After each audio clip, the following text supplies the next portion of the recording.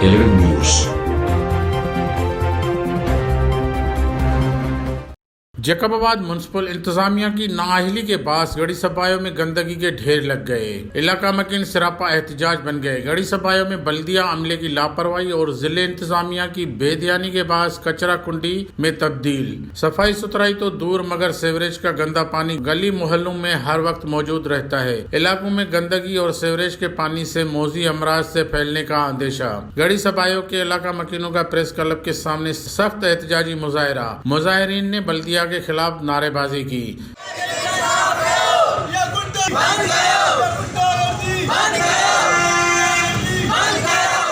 अरसा दराज से इलाके में बल्दिया का अमला नहीं आया। पूरा इलाका गंदगी के ढेर में तब्दील हो चुका है, जबकि इलाका मकीनों का मुतालबा है कि जिला इंतजामिया गड़ी सफाई में सफाई सुथराई को यकीनी बनाकर इलाका मकीनों में फैली बेचैनी को खत्म करे। कैमरामैन शकील बलोच के साथ हजूर बख्श मुगेरी, 11 न्यूज, जैकबाबाद।